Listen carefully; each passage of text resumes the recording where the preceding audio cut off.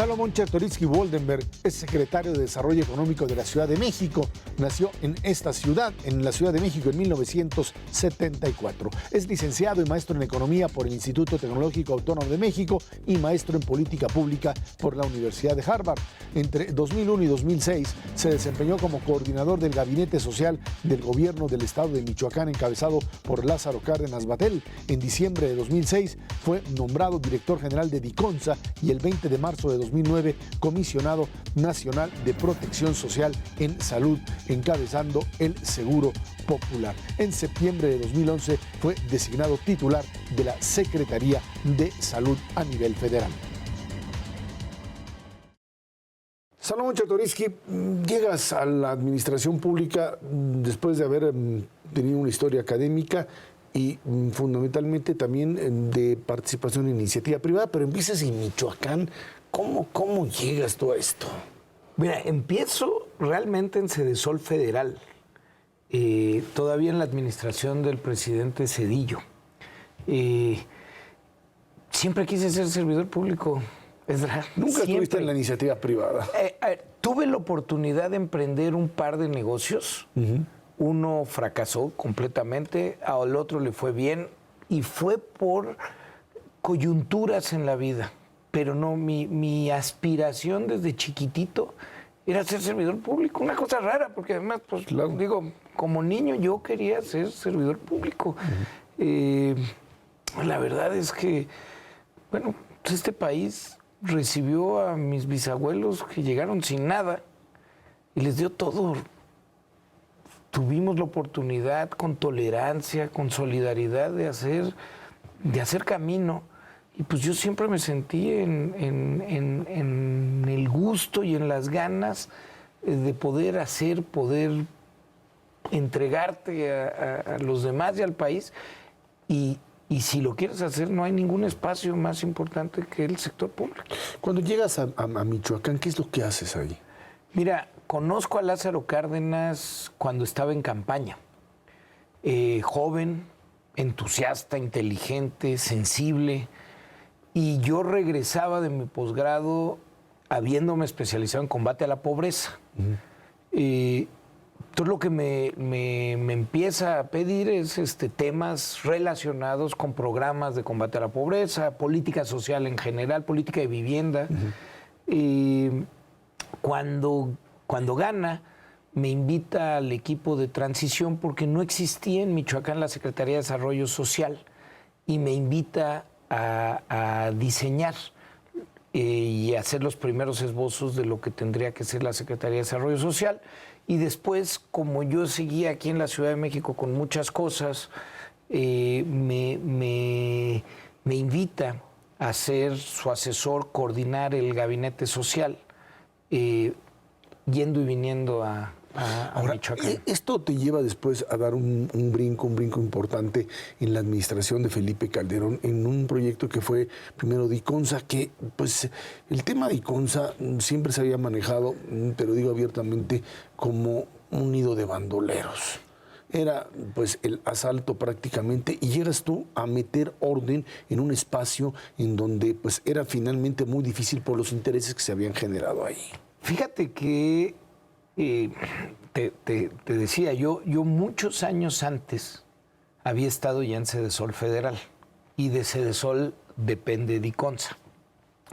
Cuando en el equipo de transición el presidente Calderón se empieza a ver pues a dónde te va a tocar ir a trabajar, y yo abiertamente manifesté mi interés en la política que de lo que yo había vivido era la de más terreno, la de más tierra, la de estar en la trinchera de la política social. Yo te diría que esos eran el programa Oportunidades, Diconsa, Liconsa. Y Diconsa a mí me tenía enamorado porque era la última institución social del Estado mexicano que tenía una red comunitaria verdaderamente trabajando y establecida. Pero sí hubo muchos años en donde, bueno, con Asupo, Diconsa, pues conocemos las historias. Claro, y conocemos los historias temas de corrupción enormemente. Cuando llegó se le había sumado otro tema, que no nada más era el tema de corrupción, sino también había un tema de el desprecio por las instituciones del Estado y de la política social. Es decir, hubo un intento de desaparecer un montón de las instituciones. Las únicas sobrevivientes fueron Diconsa y Liconsa.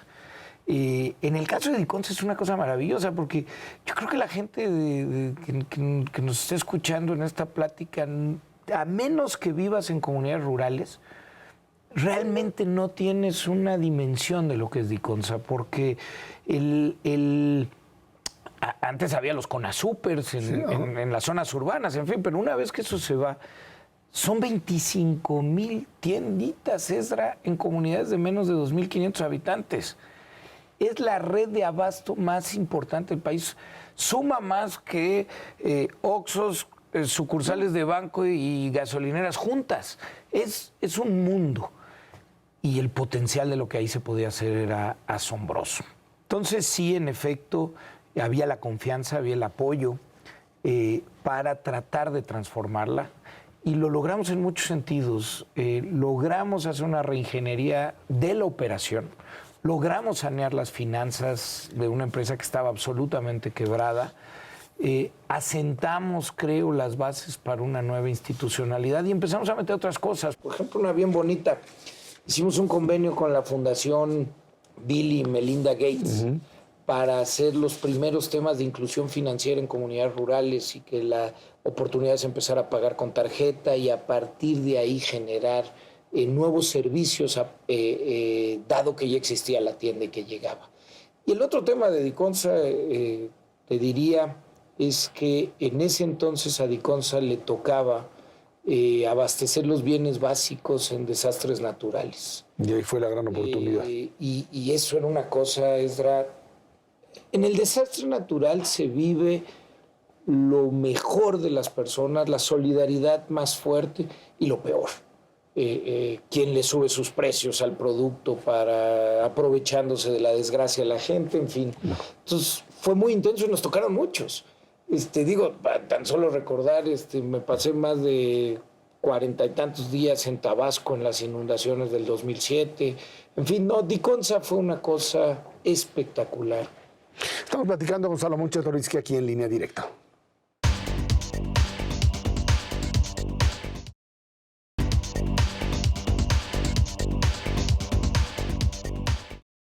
Salomón, desde que sales de Diconsa, con la experiencia, por supuesto, del tema de los desastres, te lleva a la nueva opción de lo que sería el Seguro Popular y la propia Secretaría de Salud. Una línea, sin duda, ascendente en términos de lo político, pero de responsabilidades que van creciendo. Seguro Popular, Secretaría de Salud.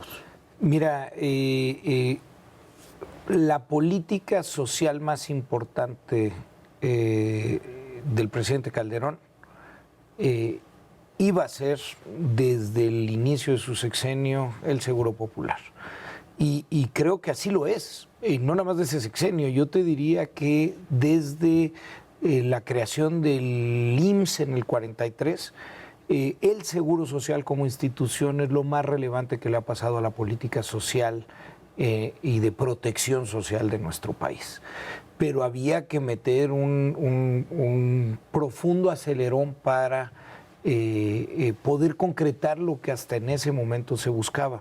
Se necesitaba una reforma financiera para que pudiera alcanzar, se necesitaba fortalecer las medidas de afiliación a lo largo y ancho del país y se necesitaba que el Seguro Popular, además de financiar, fuera también una institución que se procurara el movimiento, el viraje de la salud de un sistema netamente curativo como había sido creado desde el origen a un sistema preventivo. Entonces todo eso requería de una fuertísima dosis de gerencia y de administración, y pues eso es lo que me pidieron. ¿Qué fue lo que de alguna forma te lleva a establecer esta línea de Seguro Popular, Secretaría de Salud? Cuando tú llegas a una Secretaría de Salud, ¿esto implica necesariamente un redimensionamiento del propio sistema y de tratar de pues entrar en otra vez en esta idea de alguien que no es directamente un médico, pero que necesita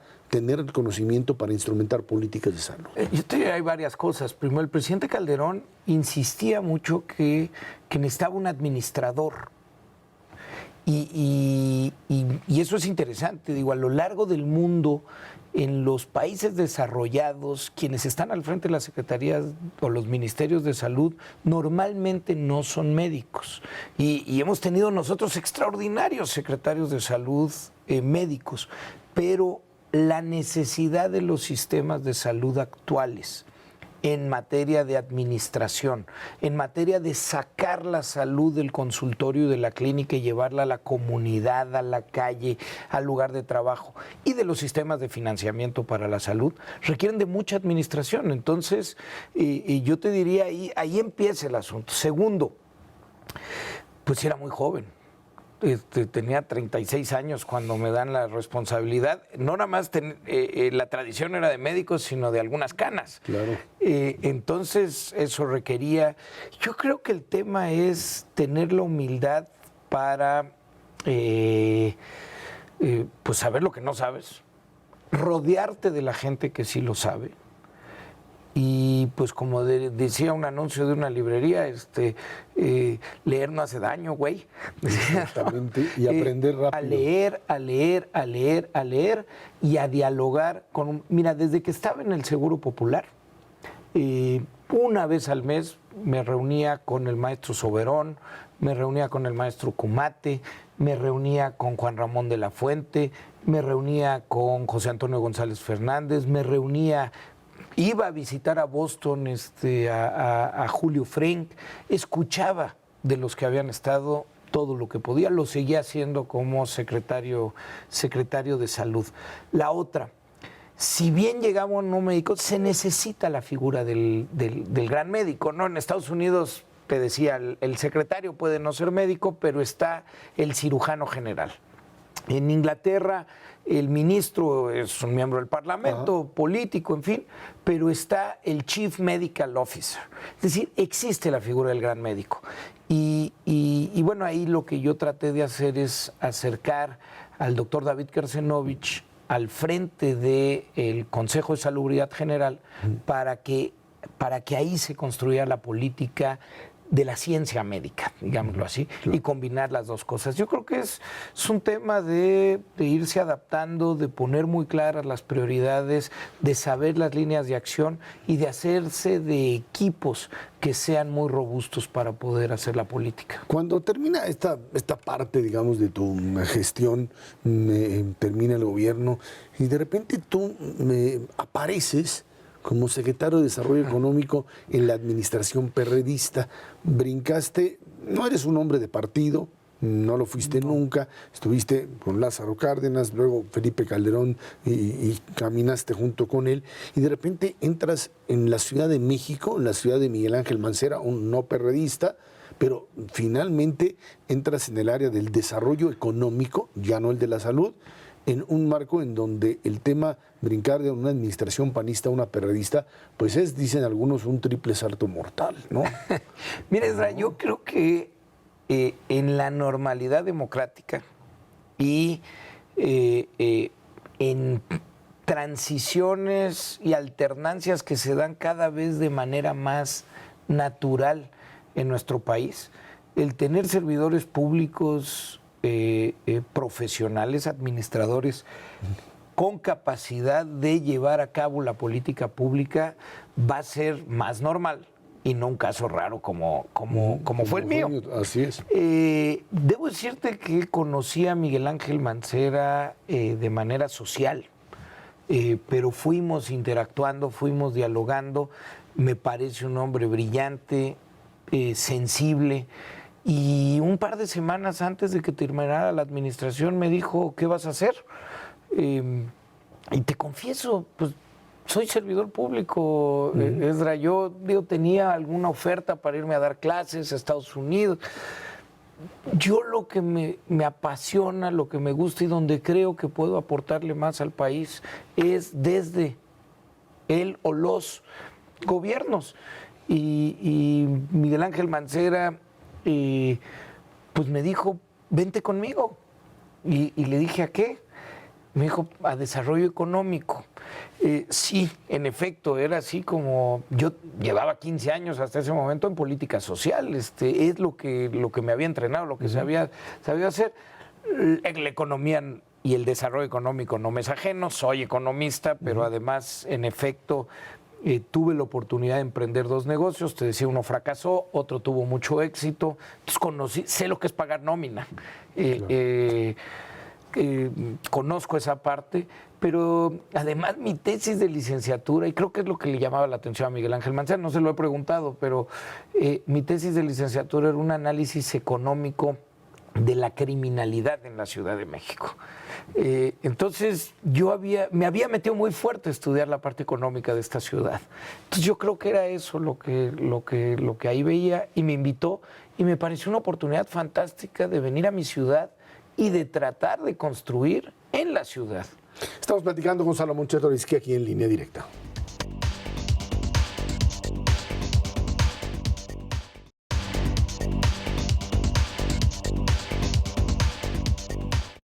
Salomón Chertorivsky, el tema de desarrollo económico va ligado a una parte fundamental de la propia agenda de Miguel Ángel Mancera, en donde motor de la economía es el consumo, y una de las partes fundamentales, también desde la perspectiva incluso de la propia izquierda mexicana, es el tema de los salarios mínimos. En un debate que ha sido bastante fuerte, sí, entre el propio gobierno federal, la administración central, de seguir impulsando un alza en salarios mínimos, sí, bajo el principio de que eso, por un lado, es algo que se requiere, había que desindexarlo de todos los otros elementos, pero también como una parte fundamental para aumentar la capacidad de compra de los ciudadanos, de la capital al menos, ¿no?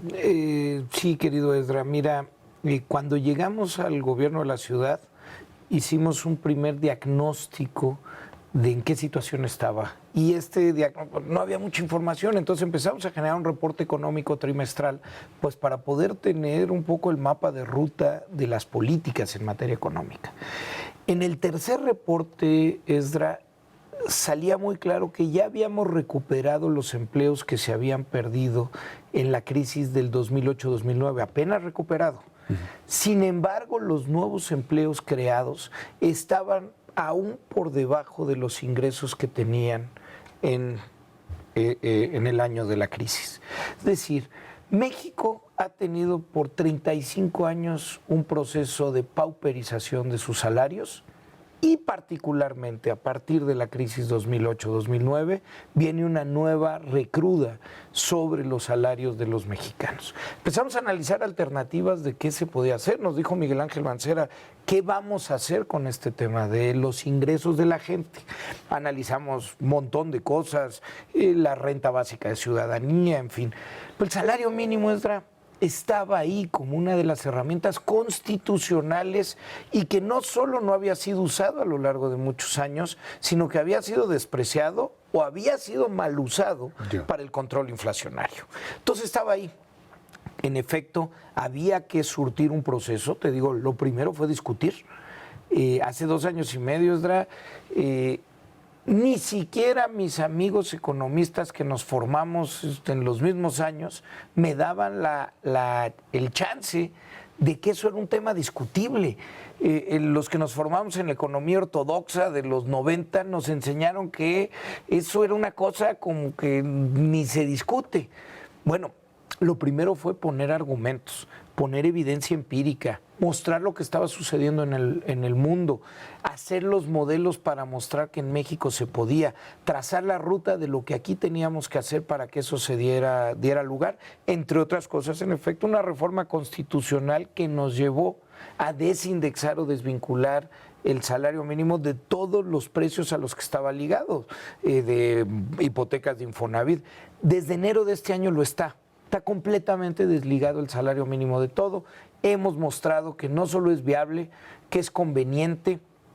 que estimula la productividad de las empresas, que estimula el mercado interno, porque es dinero que directamente se va a la compra de las cosas. Creo que hoy, con la dolorosísima llegada al poder de Donald Trump, el fortalecer nuestro mercado interno es una de las alternativas ante la amenaza que es real que tenemos, porque él mismo lo ha dicho en campaña, que uno de los problemas de la competencia regional son los bajísimos salarios y es una de las fuentes del flujo migratorio. Es decir, verdaderamente tendríamos que estar pensando en que el elevar los ingresos de los mexicanos es factible. Pero salarios reales y no salarios pues artificiales. Los salarios a partir del mínimo se han jalado a la baja de manera artificial, Esdra. Es decir, la masa salarial de nuestro país es baja, no por razones de mercado y de productividad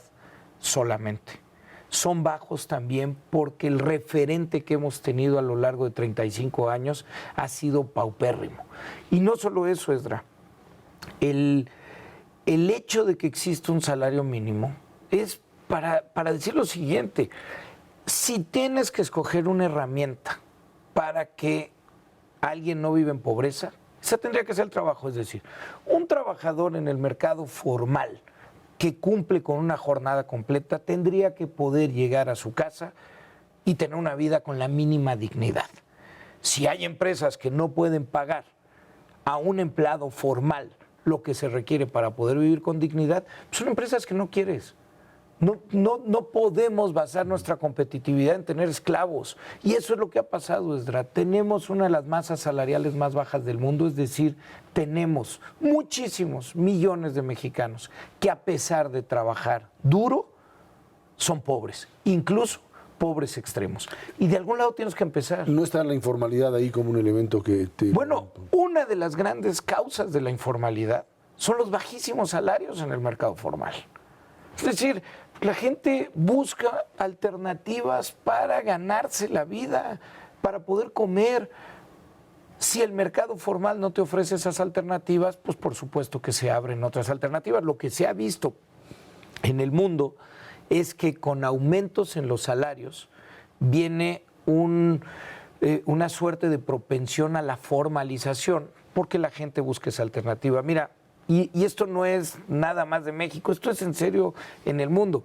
Voy a un ejemplo rapidísimo. En Alemania nunca había habido salarios mínimos. El equilibrio entre la industria y los fuertes sindicatos después de la Segunda Guerra Mundial hacía que hubiera muy buenos salarios. Con la unificación alemana, después la migración del este de Europa, sobre todo Polonia, y más recientemente del norte de África, quienes migran, empiezan a bajar los salarios porque, pues, quien llega de Nigeria a Berlín al servicio, pues lo que me pagues. Bueno, en 2014 la coalición de Angela Merkel, una de las piezas es subir a la izquierda para poder por primera vez salarios mínimos. Y el argumento era una suerte así: si queremos seguir siendo la sociedad que hemos construido, nadie de quienes está llegando se puede quedar fuera.